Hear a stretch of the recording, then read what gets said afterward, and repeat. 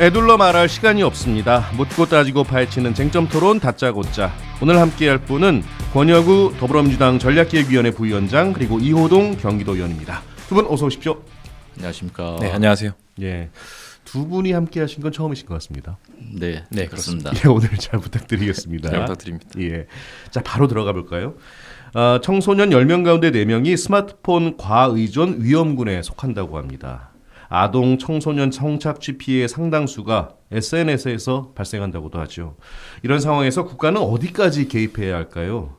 국회 인사청문회에서 언급된 청소년 SNS 금지 법안, 이 청소년 보호를 위한 최소한의 장치일까요? 아니면 자유를 제한하는 과도한 통제일까요? 오늘 1부 첫 번째 주제로 다뤄보겠습니다.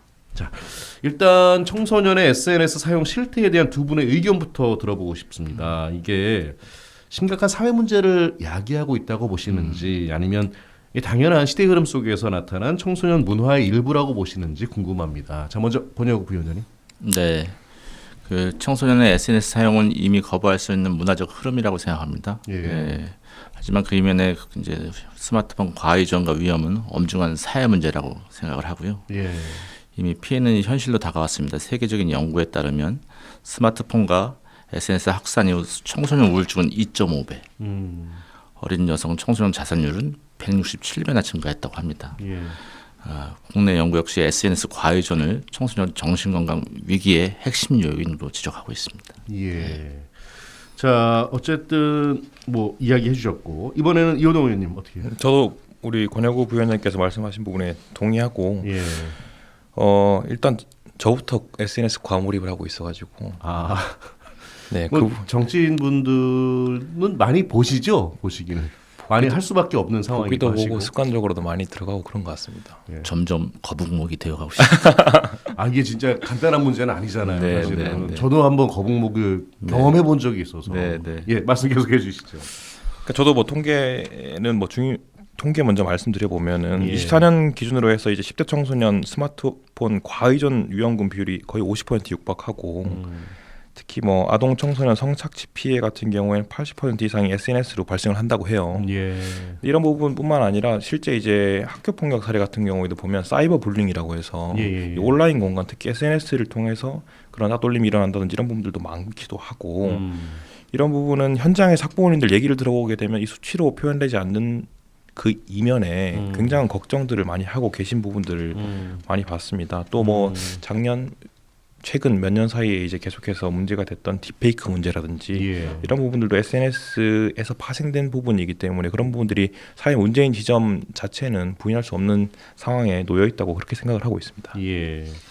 자, 사회 문제 부분 지적해 주셨는데, 근데 문제는 사실 이게 늘 적정선을 넘어설 때 발생하잖아요. 근데 그 선을 국가가 직접 긋는 게 맞는 것인가? 국가의 과도한 개입은 아닐까? 이런 우려의 목소리도 존재하거든요. 이 부분 어떻게 보시는지 먼저 이번에 이호동 의원님. 사실은 이제 굉장히 어렵고 난망한 부분이죠. 어떤 선까지 국가가 개입할 것인가 예. 이런 부분들은 굉장히 어려운 문제인데 이게 규제 일변도로 간다고 해서 그 문제를 해결할 수 있다 그러면 입법을 하거나 혹은 제한하는 부분이 가능할 수도 있다고도 생각이 되지만 네.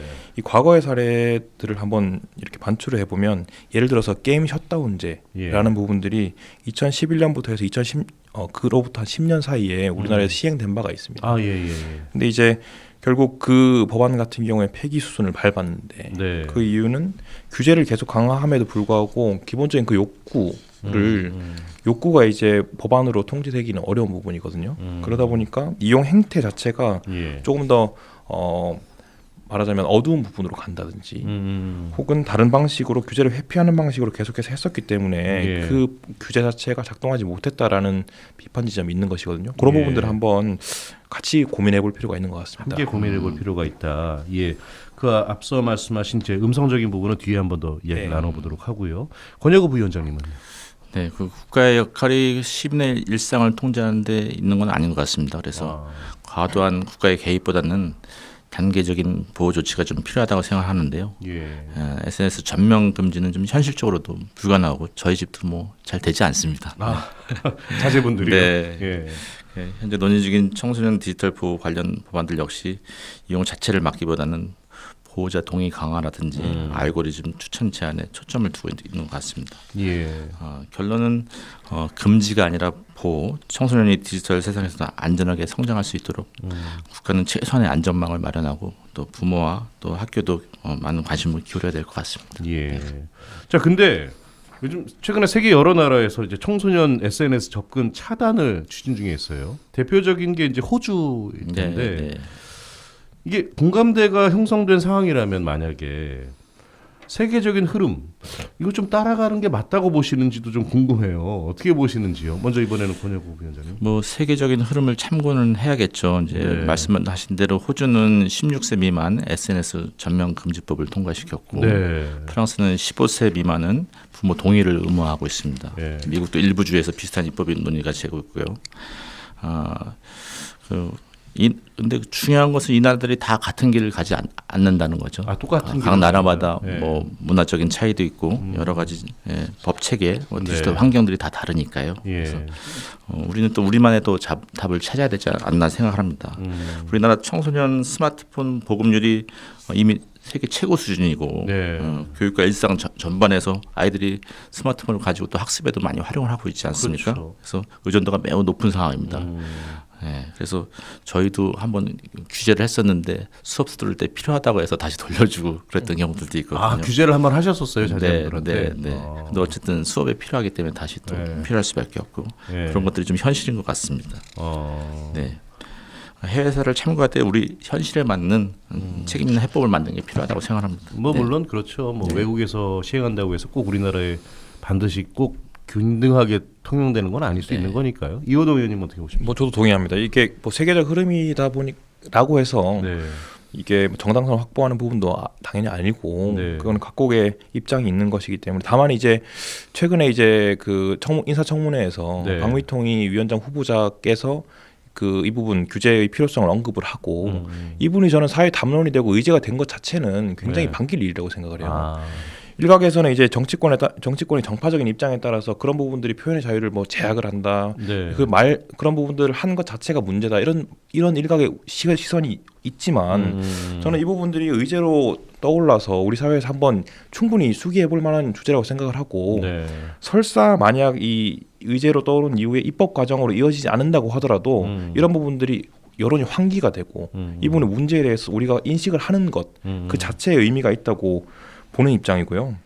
아까 말씀드렸던 것처럼 이제 우리 권비 위원장께서 말씀하셨는데 여러 각국에서 지금 유사한 법안을 추진하고 있어요. 네. 이 부분 저는 일종의 사회 실험이라고도 봐지는데 사회 실험이다. 조금 굳이 앞서서 입법을 하는 것 자체가 그 문제를 해결하는 가장 원초적인 방법은 아니거든요. 한번 보고 지켜본 다음에 그런 부분들의 부작용까지 생각을 해서 제도를 고안할 필요가 있는 것 같습니다. 자, 이제 좀 앞서 언급해 주신 음성적인 부분을 좀 이야기해야 될 것 같아요. 사실 SNS 금지의 당위성과는 별개로 앞서서도 이제 관련 언급을 해 주셨는데 이 제도가 과연 실효성이 있겠느냐 이 지적도 분명히 나옵니다. 그러니까 못하게 하면 온라인상에 우회로 접근할 수 있는 여러 가지 플랫폼들이 또 존재할 테고 이런 부분들에 대해서 우려하는 목소리 있거든요. 그래서 음성적인 기술이 더 발전할 가능성은 없냐 이런 부분에 대한 지적도 있는 게 사실인데요. 이 부분은 이호동 의원님께서 먼저. 이거는 뭐 너무 당연한 거 아닌가 싶어요. 왜냐하면 우리 권 부위원장님도 그렇고 PD님도 그렇고 우리 어린 시절 한번 생각해 보면은 하지 말라는 것을 어떻게 창의적으로 해왔는가 이 부분이거든요. 그렇죠. 그렇기 때문에 이게 규제 일변도로 간다고 해서 해결될 문제도 아니고 아까 권 부위원님께서 말씀하셨던 것처럼 이미 교육청 같은 경우에는 교육청의 주된 정책의 하나로서 1인 1 스마트 기기를 보급을 하고 있는 상황입니다. 그렇기 때문에 이런 부분 뭐 전자책으로 공부하고 그다음에 디지털 기반으로 해서 진행되는 부분이 너무너무 자연스러운 부분이에요. 그리고 오히려 저는 이런 생각도 해봤습니다. 저희보다 더 잘 알아요. 아이들이 그 방법들에 대해서. 뭐 스킬은 솔직히 저희보다는 네. 청소년들이 더 잘 알긴 하죠. 해킹이라 그러나요? 그러니까요.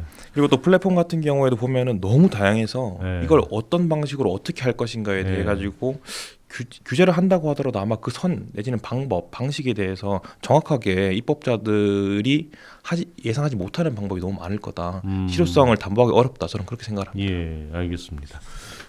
권혁우 부위원장님. 저도 근본적으로 같은 의견이고요. 뭐 그것을 뭐 규제하고 막는다는 건 사실상 불가능한 얘기고 오히려 좀 맞지 않는다고 생각을 합니다. 그래서 청소년들 규제를 우려할 방법은 얼마든지 있다고 생각하고요. 예. 그렇다고 해서 SNS 규제가 의미가 없는 것은 아니고 네. 예, 우리가 그것을 위한 제도를 만들고 노력을 하는 것 자체가 의미가 있고 사회적인 메시지가 있는 것이다라는 생각을 하고요. 예. 예.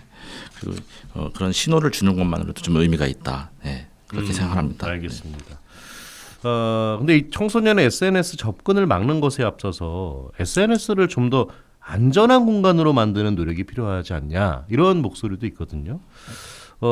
그래서 이윤 극대화가 최우선인 플랫폼 기업들에 대한 규제는 그게 어떤 식으로 해야 될까? 이게 진짜 가능할까? 어렵지 않을까? 이런 목소리들도 있는데 이 부분에 대해서 어떻게 생각하는지 궁금합니다.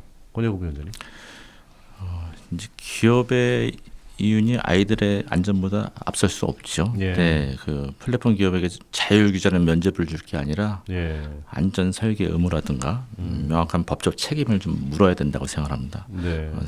영국의 예를 들어보면 온라인 안전법이라는 것이 있는데요. 예. 기업이 아이들을 보호하기 위한 합리적 조치를 하지 않으면 예. 연매출의 10%까지 벌금을 매기고 심지어 책임은 형사 책임도 묻는다고 합니다. 네. 유럽연합의 디지털 서비스법을 보면 그 알고리즘 투명성을 공개하고 청소년 대상 광고를 금지하고 예. 위반 시 전 세계 매출의 최대 6% 벌금을 부과한다고 합니다. 네, 그래서 우리도 이에 맞게 지난 연말에 정보통신망법 개정안을 통과시켰습니다. 대규모 플랫폼의 신고 처리와 계정 제재 의무를 부과시켰고 예. 고의적 허위 정보 유포에는 최대 5배의 손해배상을 하는 것과 반복 게시 시작에는 최대 10억 원의 과징금까지 가능하게 했습니다. 네. 중독을 부르는 설계를 제한하고 알고리즘은 투명하게 만들고 청소년 보호 기준을 지키는 기업과 상생하는 규제 모델을 만드는 게 필요하다고 생각합니다. 예. 네. 물론 뭐 기업들의 노력도 당연히 좀 필요하겠습니다만 이호동 의원님. 저도 뭐 같은 의견입니다. 일단 네. 아까 제가 말씀드렸던 것처럼 SNS 규제라는 하는 부분이 현실적으로 쉽지 않다고 해서 그렇다고 해서 넉넉히 할 수는 없는 부분이거든요. 마냥 당연히. 내버려 둘 수는 없는 네. 부분이고. 근데 이제 그런 부분들을 어떻게 막을 수 있을까라고 하면 아까 권 부위원장께서 말씀하셨던 것처럼 알고리즘 부분에 대해서는 예. 이게 선례가 있어요. 네이버라는 기업이 예. 네이버라는 기업이 네. 네. 이거 어떻게 뭐 별표 처리하고 싶었는데 못했습니다. 네이버라는 네네네. 기업이 이 뉴스, 신문, 방송 사업자들의 그 편집권을 어떤 방식으로 제한하는가에 대한 논의가 있었잖아요. 있었죠. 그때도 네. 이제 알고리즘 네이버 측에서 얘기했던 거는 이거는 우리가 알 수 없는 알고리즘에 따라서 배치되는 것이기 때문에 네. 이 부분에 대해서 우리한테 책임을 물릴 수 없다 이렇게 했지만 실질적인 그 지배력 같은 경우에는 해당 기업에 있다고 하면 그 알고리즘이 어떤 식으로 작동하는지도 알아야죠.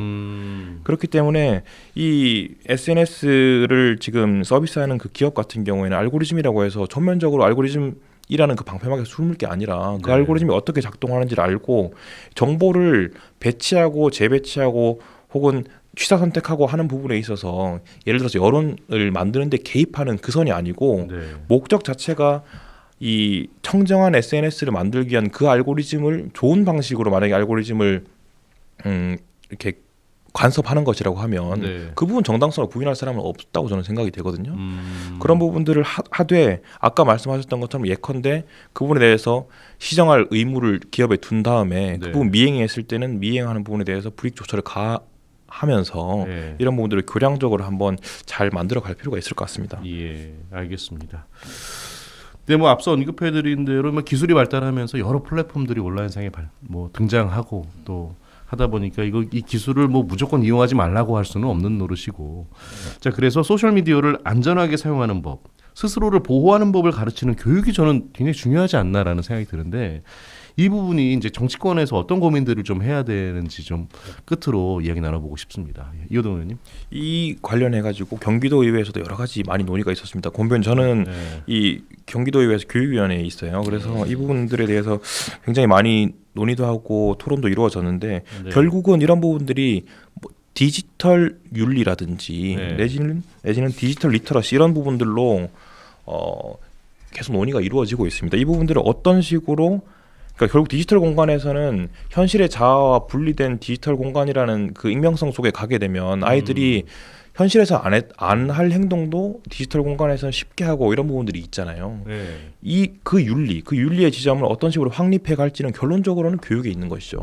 그렇게 해서 스스로 그 부분들을 조금 한번 되새김질 해볼 수 있는 이 역할은 결국은 교육에 있다고 생각이 되고 그 부분 뭐 디지털 리터러시 관련된 뭐 조례도 제정을 하고 했었지만 결국은 그 제정된 조례가 현장에서 어떻게 작동할지는 또 우리 교육자들의 그렇죠. 몫이거든요. 그런 부분들을 잘 할 수 있도록 정치권에서 뒷받침해주고 그렇게 하면 충분히 할 수 있을 거라고 생각합니다. 예.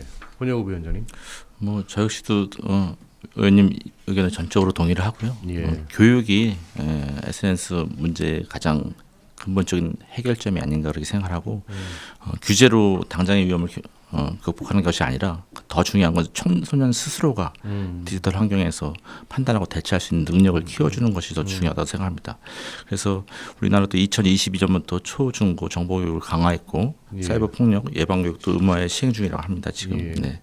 통제만으로는 부족하고 교육이 함께 가야지 아이들이 바로 설 수 있을 것 같습니다. 예. 알겠습니다.